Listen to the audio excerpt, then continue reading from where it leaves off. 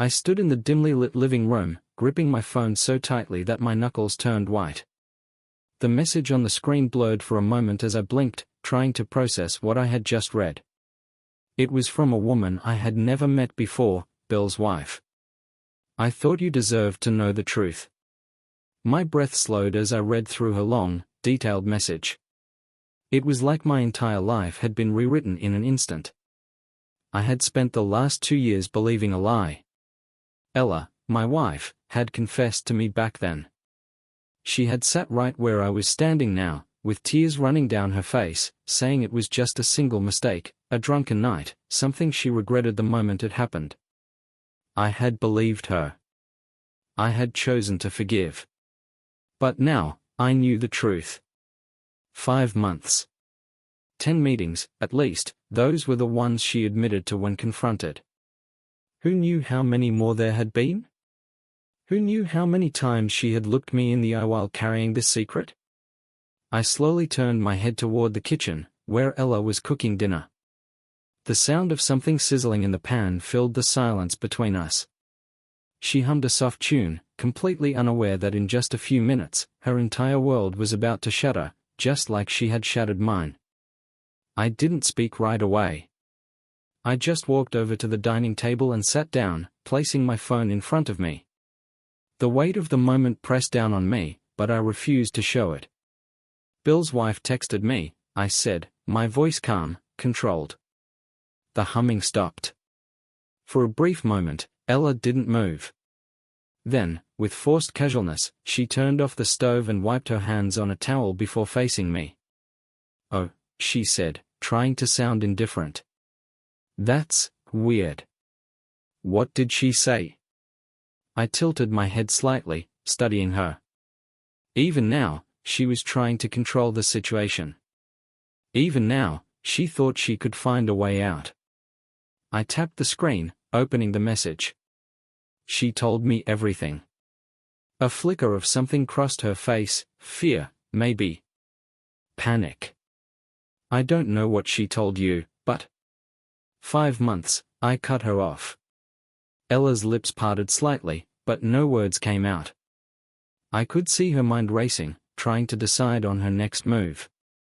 "You told me it was just one night," I continued, my voice unwavering. "That it was a mistake. That you regretted it the second it happened." "I did," she whispered, her voice shaky. "I mean, I do." "No," I said firmly. "You don't get to say that anymore." I leaned forward, my eyes locked on hers. "I forgave you for something that never happened. The woman I thought I forgave never existed." Ella's breathing quickened. "Please, just let me explain." "Explain what?" I interrupted. "Explain how you stood in front of me and lied to my face for 2 years? Explain how you let me rebuild our marriage on a foundation of lies? Or do you want to explain how you only confessed because you were scared someone else might tell me first?" Her hands trembled as she reached out toward me, but I didn't move. I just watched her, waiting. "I was scared," she admitted, her voice barely above a whisper. "I knew if I told you everything, you'd leave me. And I couldn't lose you." I let out a small, humorless laugh. "So you lied? Because that's love to you? That's respect?" Tears welled up in her eyes, but I felt nothing. She dropped to her knees in front of me, gripping my hands. "Please," she begged. "I love you. I never stopped loving you." I looked down at her fingers, clinging to mine. The same hands that had touched another man. The same hands that had traced lies into my skin every night for months.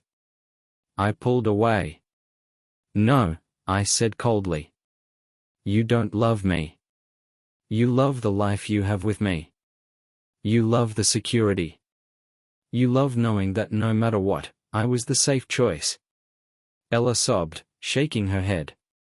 "No, that's not true." I stood up, forcing her to look up at me from the floor. "It is true," I said. "And now, you're going to lose it all." She froze. What do you mean? I grabbed my phone, scrolling to my lawyer's number. The post-nup, I said simply. You remember that, don't you? Her face drained of color. You signed it, I continued. Without hesitation. Because you thought it was in the past. Because you thought I'd never find out the full truth. Wait, she gasped, scrambling to her feet. No. Please. We can fix this. We can go to therapy. I'll do anything. I stared at her for a long moment, taking in the desperation in her eyes. The realization that, for the first time, she wasn't in control. No, I said simply. Then, I turned and walked away, leaving her standing there, lost, broken, and alone. Because that's what she deserved. I didn't look back as I walked into my office and shut the door behind me. The muffled sound of Ella's sobs seeped through the walls, but I ignored them. I had spent 2 years living in ignorance, thinking I had forgiven a single mistake, believing in a lie she had carefully constructed. Not anymore. I sat down at my desk, exhaling slowly. My phone screen lit up, still open to Bill's wife's messages. I'm sorry to drop this on you like this, but I thought you deserved to know. I found out months ago, but I wasn't sure if I should say anything. My husband lied to me, just like your wife lied to you. It wasn't a one-time thing. It went on for 5 months. She was meeting him while you were at work. Sometimes at hotels, sometimes at his apartment. I only found out because I hired a private investigator after suspecting something was off. I clenched my jaw. 5 months. While I was at work, she was in his bed. Coming home to me afterward. Smiling. Kissing me. Lying straight to my face. Ella hadn't just betrayed me, she had made a fool out of me. I scrolled down, reading more. I thought you should know, she only ended it because Bill started seeing someone else on the side. That's when she confessed it to you. Not out of guilt. Not because she regretted it. But because she had no other choice. A cold rage settled deep in my chest. It wasn't just the affair that made my blood boil, it was the way she had played me. The way she had calculated her every move to minimize the damage to herself. A knock on the door. Soft. Hesitant. I didn't respond. Please, Ella's voice came through the wood. Can we just talk? Talk? Now she wanted to talk? Now, after all these years, she suddenly thought words would fix this? I stayed silent, waiting. Another knock. Please, she said again, her voice cracking. Just let me explain. I stood up, walked to the door, and opened it just enough to look at her. Her eyes were swollen, her face pale. She had been crying. Good. Explain what? I asked, my tone devoid of emotion. Ella wiped at her tears, her breath uneven. I was scared, she stammered. I knew what I did was wrong, and I didn't want to lose you. I thought if I told you the truth, you'd leave. I stared at her. So instead, you let me live a lie? She opened her mouth, then closed it again. That's not love, Ella, I continued. That's manipulation. Her lip trembled. I didn't mean to manipulate you. You just wanted to protect yourself, I finished for her. She looked down. The silence between us stretched. Then, I spoke again. Did you love him? Ella's head shot up, her eyes wide. No. No, it wasn't like that. I tilted my head slightly. Then what was it? She swallowed hard. I don't know. I let out a humorless laugh. You don't know? I was lonely, she whispered. We weren't in a good place. I felt disconnected from you, and Bill, he made me feel wanted. but it was never love. It was just a mistake. A mistake. That word again. She had been sleeping with him for 5 months, sneaking around behind my back, meeting him in secret, and she still had the audacity to call it a mistake. No, I said. A mistake is something you do once. This was a choice. Over and over again. Ella wiped at her face again, stepping closer. But I ended it, didn't I? I gave her a long, cold look. You didn't end it. He did. She flinched. And if he hadn't? I asked. If he had kept seeing you, would you still be lying to me right now? Silence. She didn't answer. And that told me everything I needed to know. I stepped back, putting more distance between us. You signed the post-nup, I said. You agreed to the terms. She shook her head quickly, panic flashing across her face. No. No, wait. We can work through this. We already did, I said simply. Except the person I was forgiving never existed. Ella's breathing turned shallow. Please, she whispered. Don't do this. I looked at her, feeling nothing but exhaustion. I already called my lawyer, I said. Tears spilled down her face. No. No, you can't just throw everything away. You threw it away, I interrupted. The moment you decided to cheat. The moment you decided to lie. And the moment you continued lying every day for the past 2 years. Ella let out a strangled sob. I turned back into my office, reaching for my phone. Behind me, she crumbled to the floor, weeping.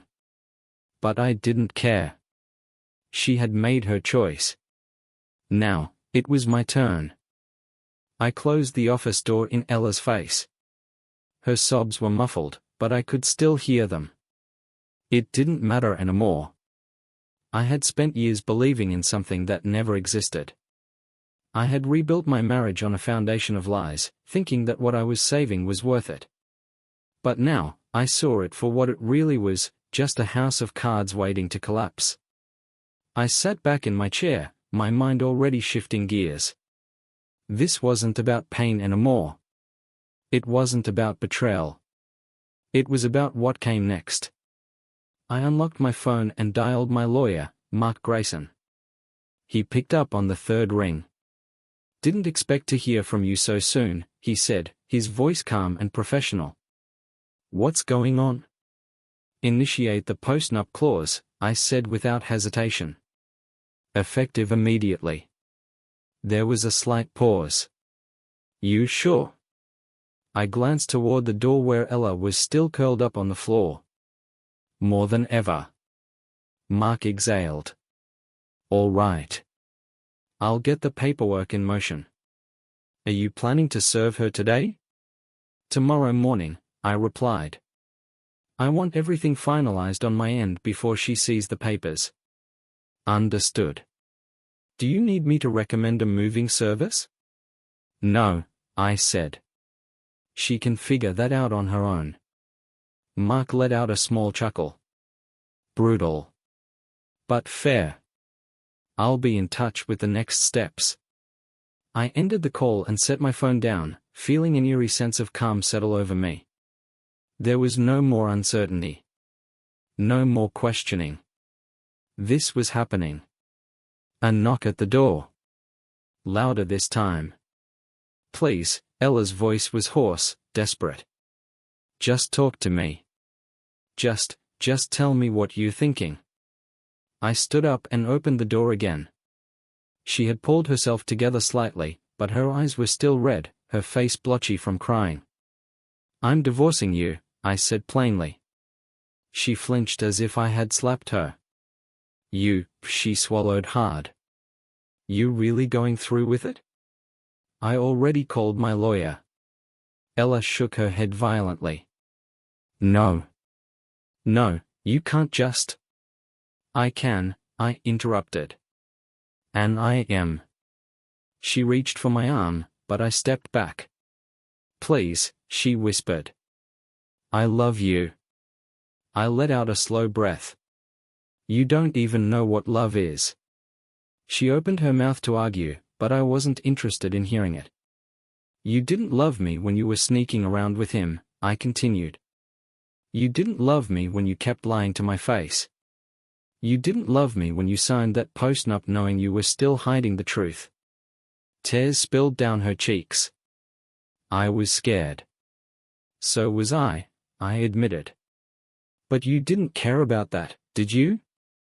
She wiped at her face, her hands trembling. "You can't just throw away everything we've built," she whispered. I stared at her for a long moment. "We didn't build anything," I said finally. "You just made me believe we did." Ella covered her mouth with her hands, her body shaking. I stepped past her and walked toward the front door. "Where are you going?" she asked, panic creeping into her voice. I grabbed my keys off the table. "Out." She rushed toward me, grabbing onto my sleeve. "Don't go. Please, we can fix this." I peeled her hand off me. "No, we can't." I opened the door and stepped outside, letting it shut behind me. The evening air was cool against my skin, a sharp contrast to the suffocating heat inside. I got into my car and started driving. Not to anywhere in particular. I just needed space. As I drove through the quiet streets, my mind drifted back to the night she confessed. The night she had sat across from me, tears in her eyes, telling me she had made a terrible mistake. How many times had she rehearsed that lie before saying it out loud? How much effort had she put into making sure I believed her? I tightened my grip on the steering wheel. I had forgiven her once. I had given her the chance to prove she was worth it. She had taken that chance and spit on it. Now, she would deal with the consequences. I pulled into a parking lot near a small diner. It was one of those old-fashioned places with neon signs and a counter where regulars drank coffee late into the night. I needed coffee. I stepped inside, the scent of fresh brewed coffee and grilled food filling the air. I sat at the counter, and the waitress, a woman in her 50s with kind eyes, walked over. "Rough night?" she asked, setting a menu in front of me. "You could say that," I muttered. She poured me a cup of coffee without asking. "First one's on the house." I nodded in thanks and took a sip, letting the bitterness ground me. As I sat there, my phone buzzed. A text from Ella. "I know you hate me right now, but please don't do this. We can fix us." I stared at the message for a long moment before locking my phone and setting it down. There was nothing left to fix. I sat in the diner for over an hour, slowly drinking my coffee. I wasn't in a hurry to go back home. Not because I was avoiding Ella, but because there was nothing left to say. The waitress, Nancy, came by and refilled my cup. "You want anything to eat, hun?" I shook my head. "Just the coffee." She gave me a knowing look. "Bad night?" "You could say that."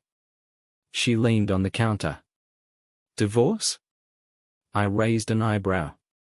"How'd you guess?" She chuckled. "Been working here 30 years. I know the look." I let out a small laugh, though there was no humor in it. "Yeah. Divorce. Good for you." That caught me off guard. "You don't even know the story."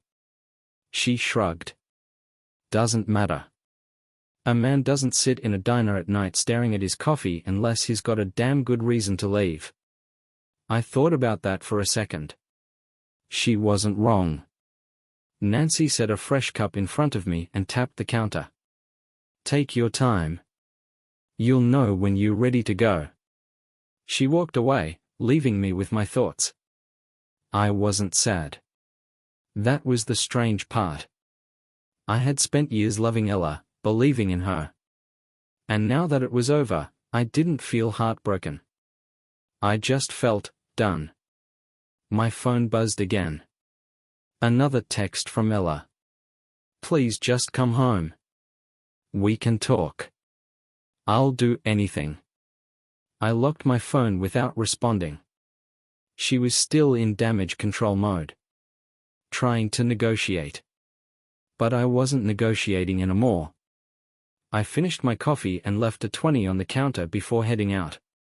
As I walked to my car, I made another call, to an old friend. Dan, I said when he picked up. I need a favor. Dan had been a buddy of mine since college. We lost touch for a few years, but after my initial separation scare with Ella, we reconnected. He was the kind of guy who always had a plan. What's up? You still have that PI contact? Dan whistled. Damn, man. Going all in? I need to know if there's more. There was a pause. Then, yeah, I got you. I'll send you his info. But I gotta ask, if there is more, what's the play? I unlocked my car and slid into the driver's seat. Then she's going to regret ever thinking she could get away with it. Dan let out a low chuckle. Brutal. I like it. I'll text you in a few minutes. I hung up and started the car. This wasn't about closure. This was about making sure I wasn't played for a fool any longer.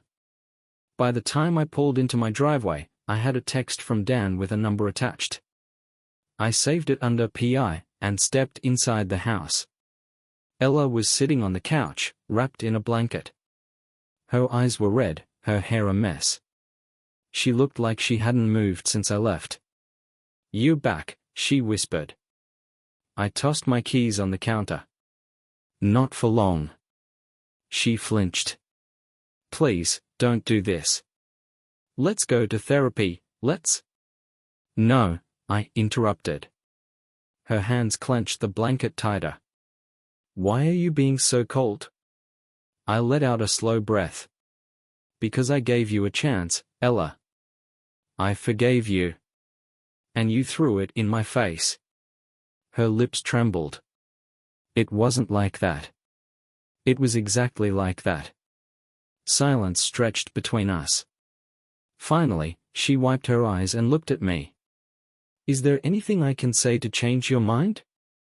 I didn't even hesitate. No. Her face crumbled. I walked past her and headed to the bedroom. I wasn't sleeping in the same bed as her tonight. Tomorrow, she'd be served the papers. And then? Then the real fun would begin.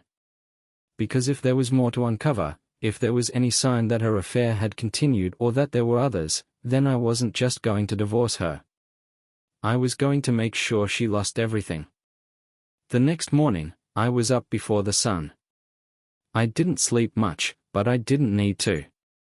I had a plan now. And when a man has a plan, exhaustion doesn't matter. Ella was still asleep when I left the house. I didn't bother waking her. She'd get her wake-up call soon enough.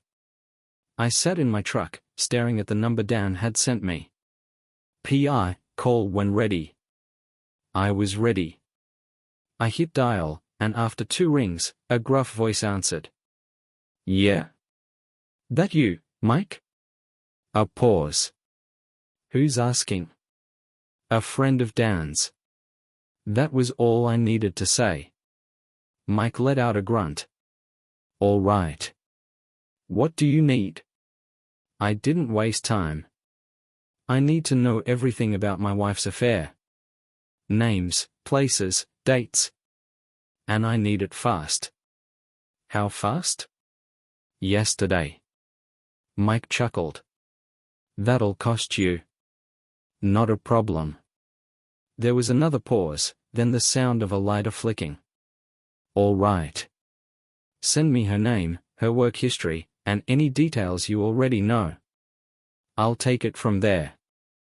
I'll text you in 5 minutes. Good.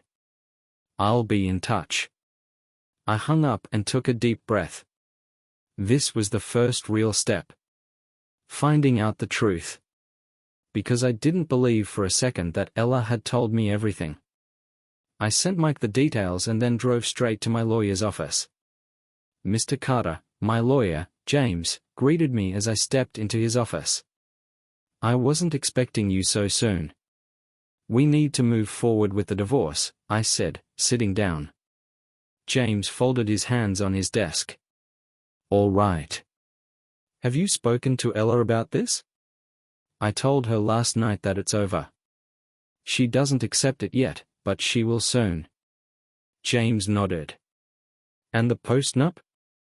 That's why I'm here. Can we enforce it? He leaned back, adjusting his glasses. That depends. She signed it voluntarily, and there's a clear infidelity clause. However, since the affair happened before the post-nup was signed, she might try to argue that it doesn't apply. I clenched my jaw. James must have noticed. But, he continued, the fact that she misrepresented the affair when signing the document could work in our favor. If we can prove she withheld information to deceive you into signing under false pretenses, a judge may uphold the agreement. How do we prove that? James tapped his pen against the desk. Ideally, we get her to admit it in writing. A text, an email, anything that shows she knew she was hiding the truth. I exhaled slowly. I'll see what I can do. James nodded. In the meantime, I'll draft the initial paperwork. Once you're ready, we'll serve her. Good. I stood up. James gave me a firm look. You sure about this? Never been more sure of anything. He nodded. Then let's get it done. When I got back home, Ella was awake. She was sitting at the kitchen table, eyes red, a cup of coffee in her hands. She looked up at me with a mixture of hope and fear. You came back, she said softly. I leaned against the counter. We need to talk. Her grip tightened on the cup. Are you reconsidering? I shook my head. No. I'm giving you a chance to be honest. Completely honest. If you lie to me again, I'll make sure you regret it. Her face paled. I told you everything. I crossed my arms. I don't believe you. She swallowed hard. I pulled out my phone. I hired a private investigator, Ella. If there's more, I'll find out. So, this is your last chance to tell me the truth before I hear it from someone else. She stared at me, her breath shaky. Then she started crying. And I knew. I knew there was more. I let her sob for a few minutes. Then I spoke. Start talking. She wiped her eyes. I didn't tell you everything because I didn't want to lose you. Too late. She flinched. It wasn't just 10 times. I felt my jaw tighten. It was more. I didn't move. I didn't speak. I just let her dig her own grave. She kept going, her words tumbling out in desperation. It started earlier than I told you. Almost a year before I confessed. And it didn't stop when I said it did. A slow burn of rage settled in my chest. How long? I asked, my voice controlled. She hesitated. Ella, I warned. 16 months, she whispered. 16. Not 5. Not 10 times. A year and a half of betrayal. I nodded slowly. You done? She wiped her nose. I just wanted to fix things. I didn't want to lose you. I stared at her for a long moment. Then I turned and walked away. She scrambled up. Wait. Please. I didn't stop. I walked into the bedroom, grabbed my suitcase, and started packing. Her footsteps followed. Please don't do this. I love you. I zipped up the suitcase. You don't love me, Ella. You love the life I gave you. Her breath hitched. That's not true.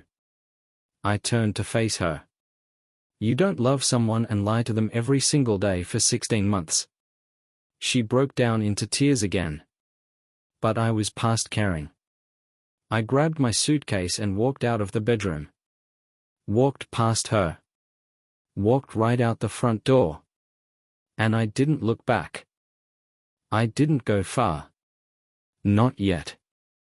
I sat in my truck, gripping the steering wheel, my jaw clenched so tight it hurt. The weight of everything pressed down on me, but I refused to break. I had work to do.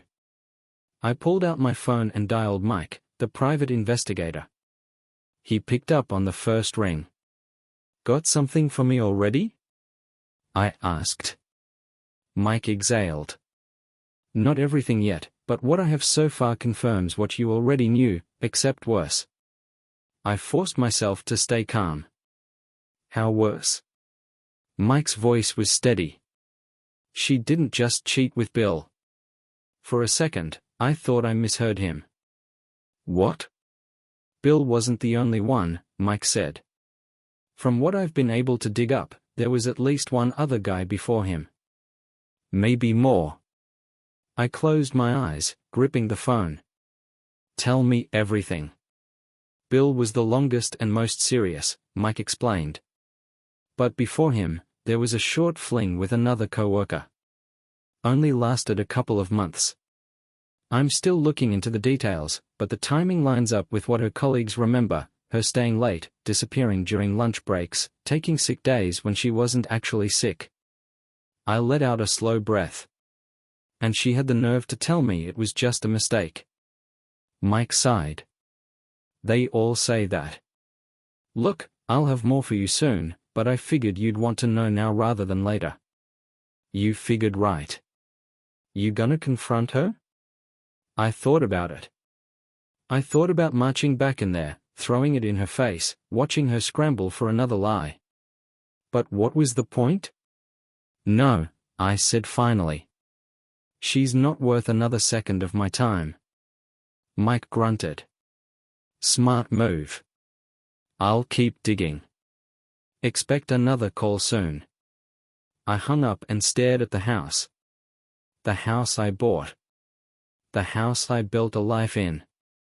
The house where I was played for a fool. I wasn't going back inside. I wasn't going back, period. Instead, I called Dan. You free? I asked when he picked up. Always. What's up? I need a place to stay for a couple nights. Dan didn't hesitate.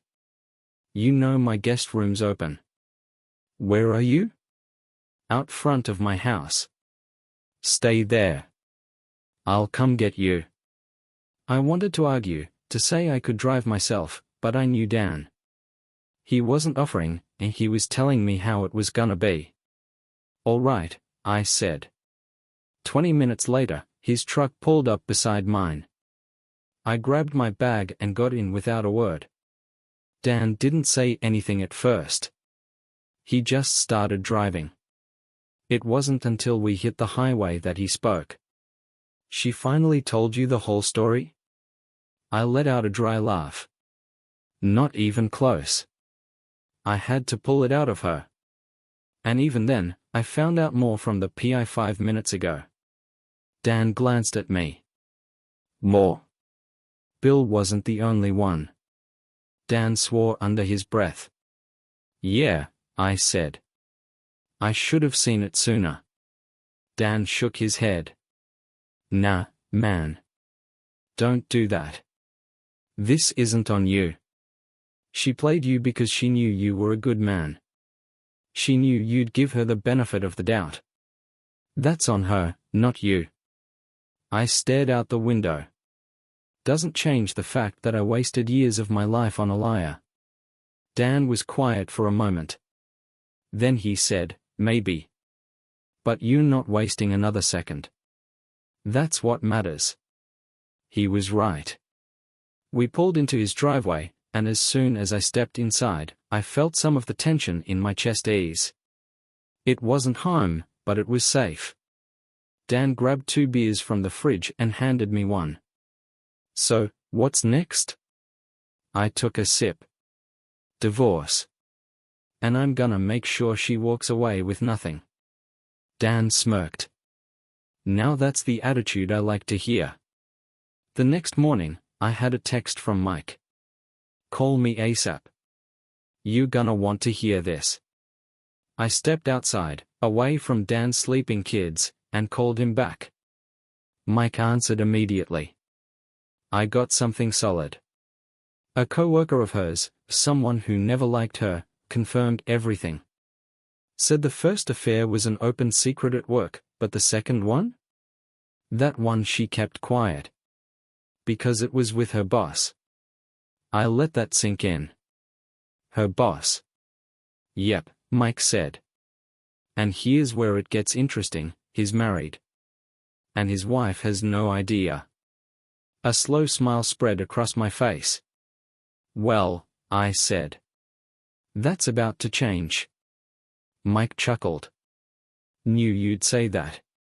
You want her number? Send it to me."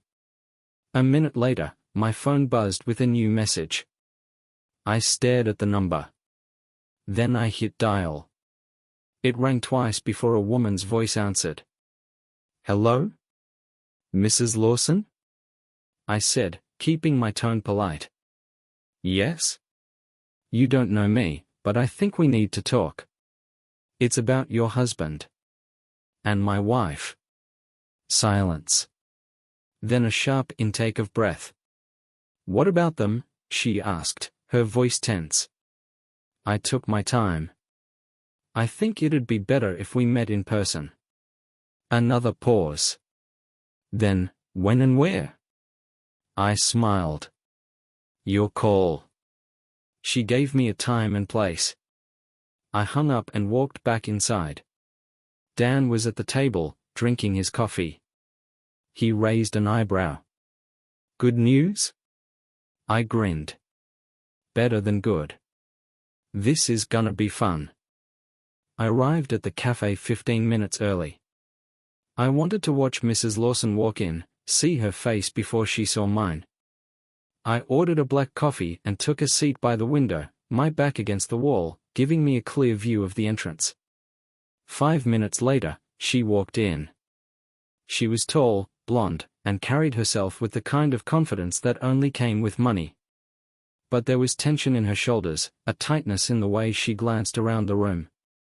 She wasn't here for coffee. She was here for answers. I raised a hand slightly, and she spotted me. Her lips pressed into a thin line, and she strode over, sitting across from me without a word.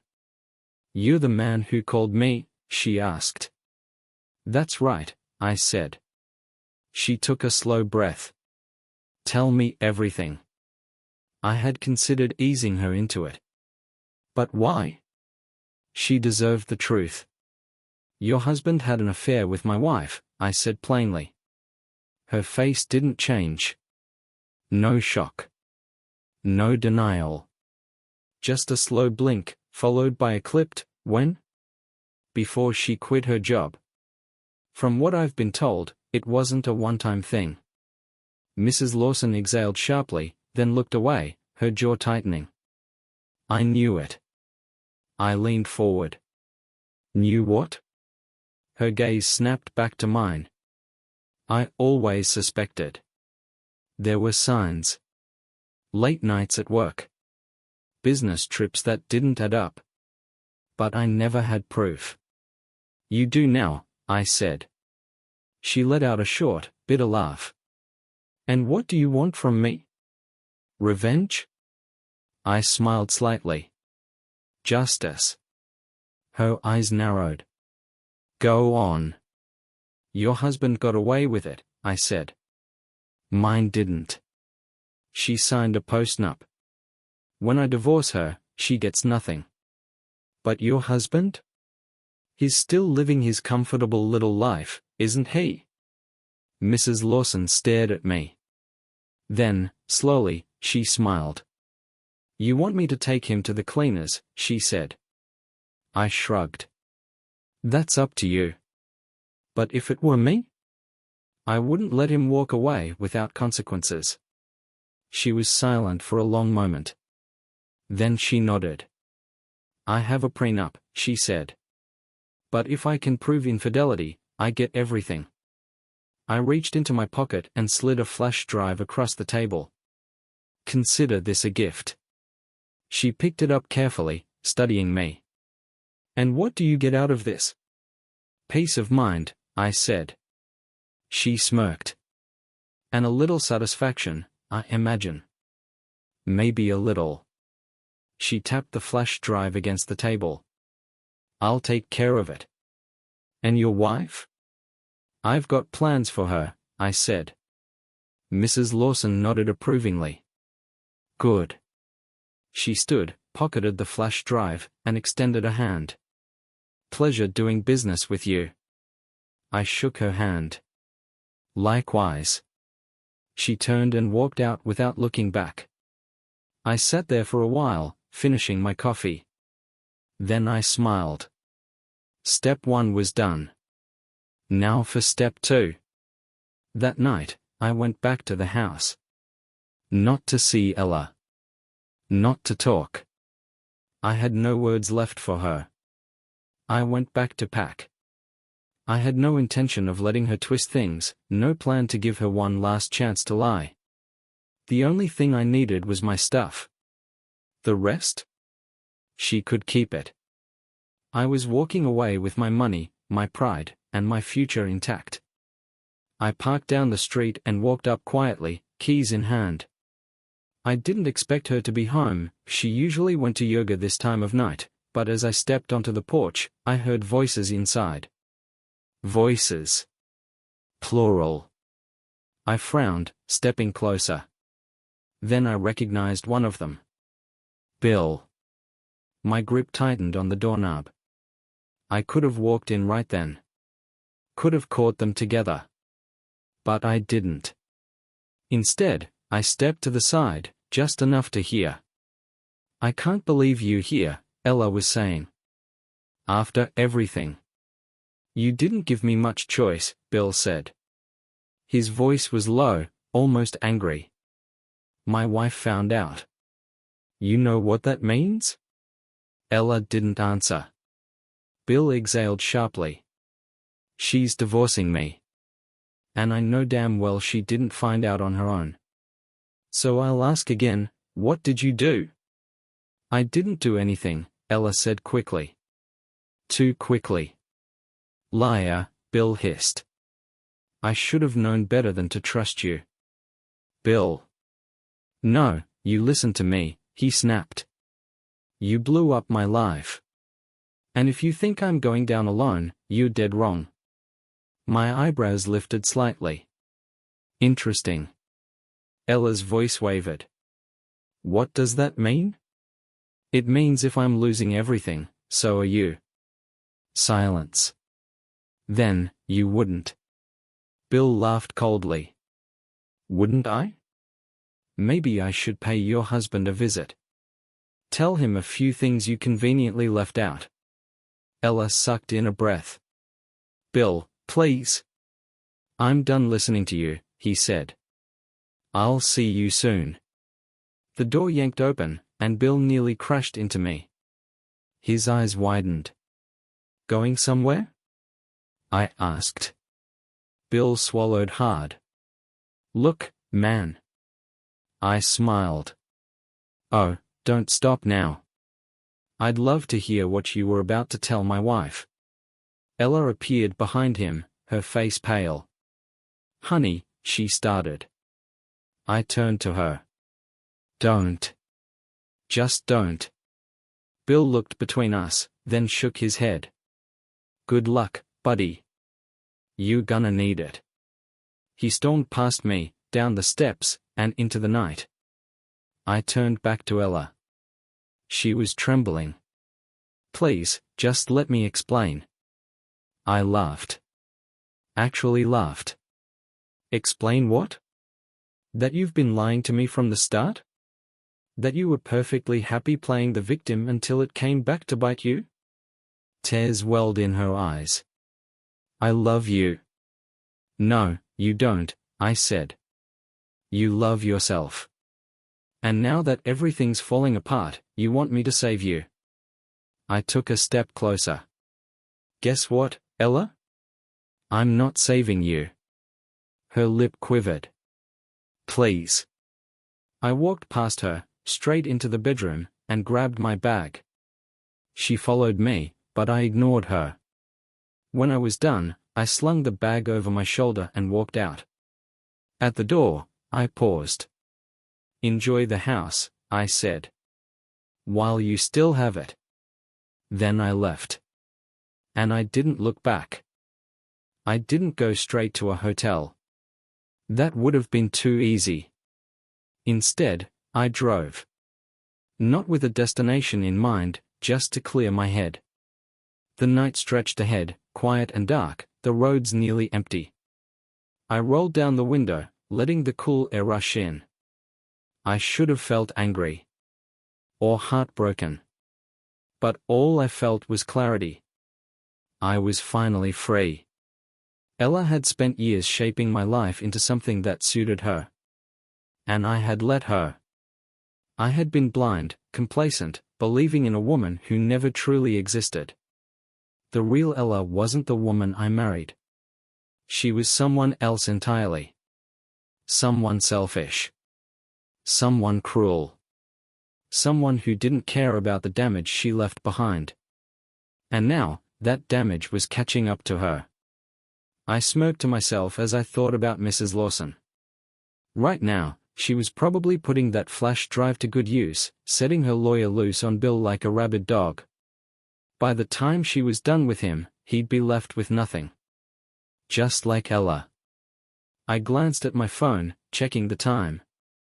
Past midnight. It had been a long day, but I wasn't tired.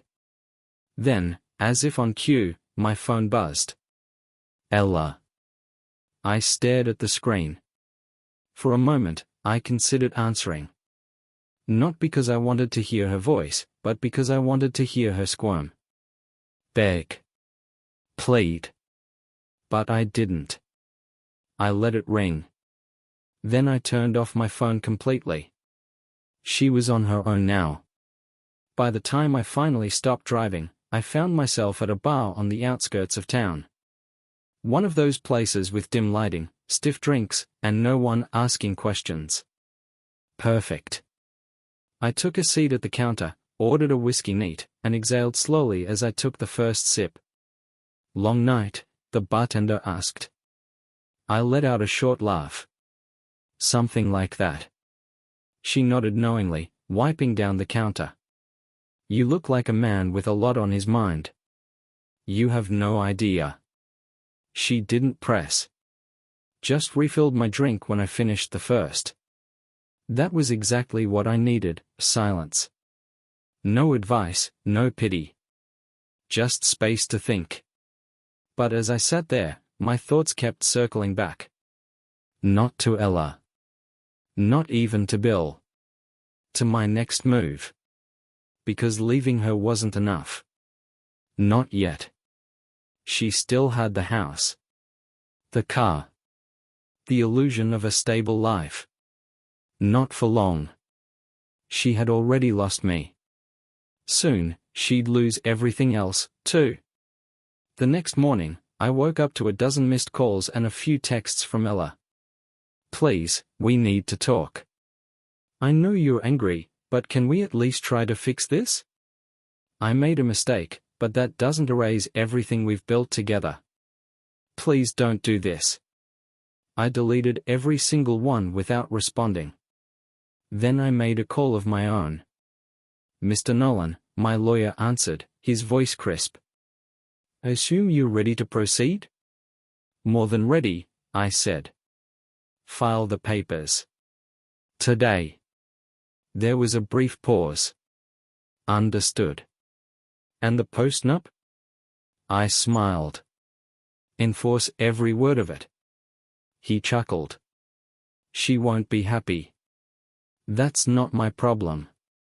We went over a few more details, but it was simple. Ella had signed the post-nup. She had agreed that infidelity meant walking away with nothing. And now, she was about to find out exactly what that meant. When I hung up, I felt lighter. This was it. The final nail in the coffin. And Ella had hammered it in herself. I didn't go back to the house. There was nothing left for me there. Instead, I stayed at a hotel downtown, waiting for the inevitable storm. It didn't take long. By noon, Ella was calling again. And again. And again. I ignored her. Then came the voicemail. "You really filed for divorce?" Her voice was high, almost frantic. "You seriously doing this?" Pause. "I know I screwed up, okay? But we can get past this.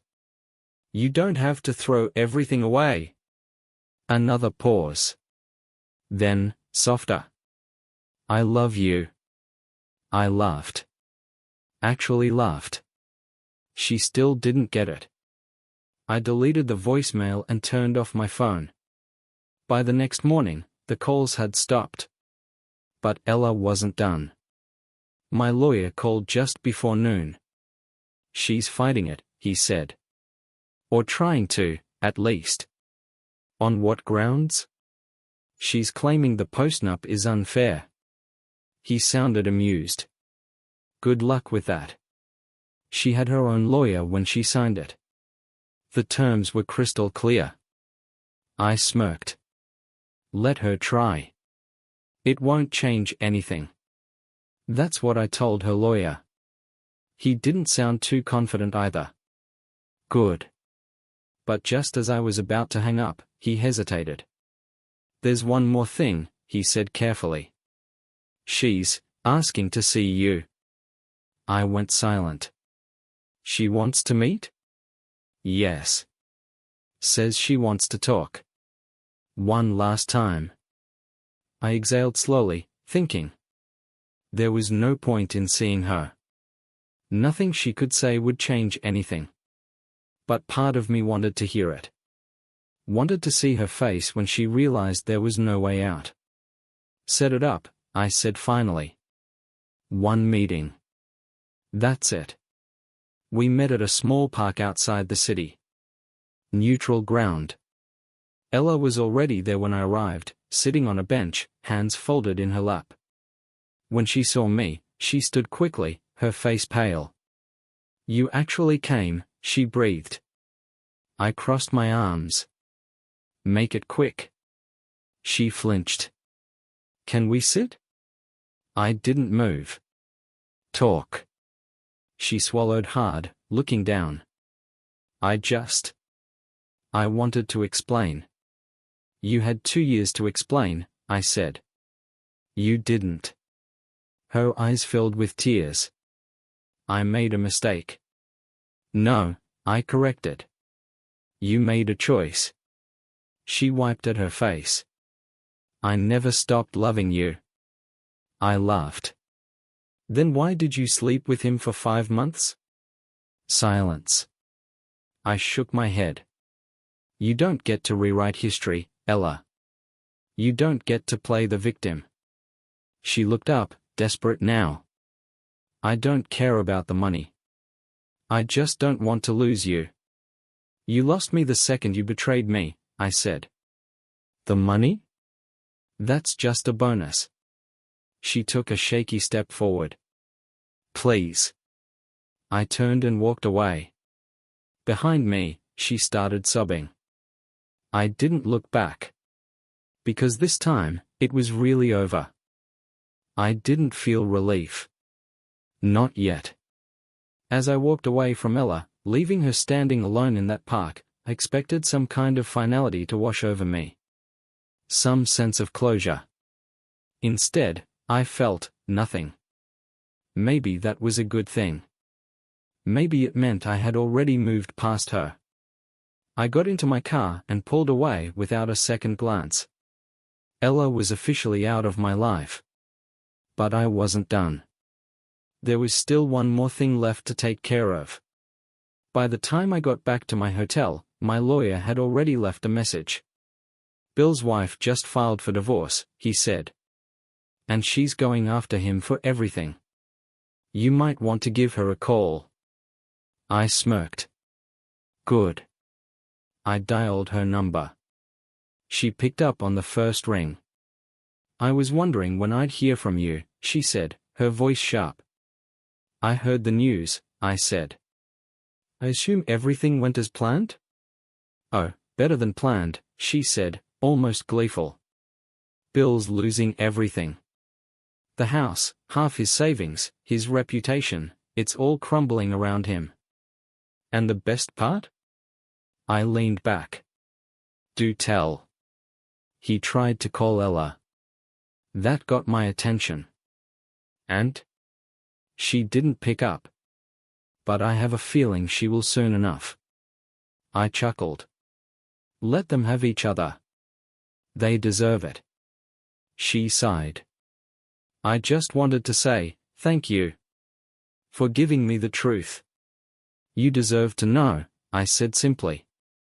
"So did you." We sat in silence for a moment. Then she cleared her throat. "I won't lie. This still hurts. But it's getting easier." "It will," I said. "Give it time." She exhaled. "And you? Are you okay?" I thought about that. I had spent years building a life with someone who never truly loved me. I had been lied to, betrayed, used. And yet, I was free. "I'm getting there," I said. "Good," she said. "And if you ever need a drink?" I smirked. "Same to you." We hung up, and for the first time in a long time, I felt something close to peace. The next morning, my lawyer called again. "Ella finally responded," he said. "She's willing to sign." That was fast. "She's not fighting it anymore?" "Oh, she's fighting it," he said. "But she knows she's going to lose. Her lawyer probably talked some sense into her." "Good." "She asked if you'd reconsider. Said she's willing to negotiate." I laughed. "There's nothing to negotiate. She signed the post-nup. She knew the terms." "That's what I told her lawyer," he said. "She has no leverage. She either signs, or we drag this out in court, and she still walks away with nothing." "Let her think about it," I said. "It's not my problem anymore." I hung up and stared at the ceiling. It was almost over. A few days later, Ella finally caved. She signed the divorce papers. Just like that, my marriage was officially over. I expected to feel something when I got the final confirmation. Some sense of loss. Some lingering regret. But all I felt was freedom. I packed my things, checked out of the hotel, and drove past the house one last time. It was empty now. Ella had moved out, probably crashing at a friend's place. She had nothing. No house, no savings, no future. And Bill? He was worse off. His career was ruined. His wife had taken everything. The last I heard, he was living in a cheap apartment, trying to salvage what little was left of his life. They both got exactly what they deserved. I didn't need revenge. Reality had done the job for me. One evening, a few weeks later, I got a text. "Ella, can we talk?" I stared at the message. Then I deleted it. There was nothing left to say. I was done.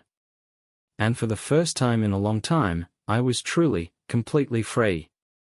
I thought I was done. The divorce was finalized. Ella was gone. Bill's life was in ruins. Everything had played out exactly as it should have. I had won. So why did I feel like something was still missing? I kept telling myself that moving on was the last step.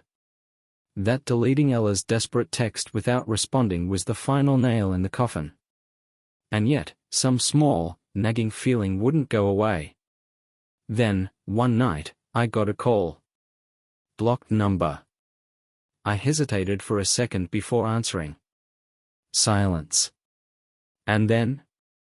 You think you're free? It was Bill. I smirked. Wow. You really are pathetic. Calling me in the middle of the night? You got nothing left, so you figure you'll whine to me about it?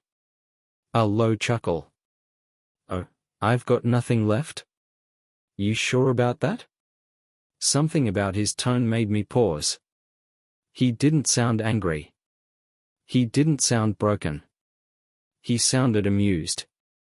What do you want? I asked. You should probably check your email. The line went dead. I frowned and opened my laptop. A new email. No sender. No subject. Just an attachment. I clicked it.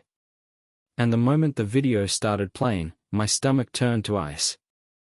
Ella. Naked. With Bill.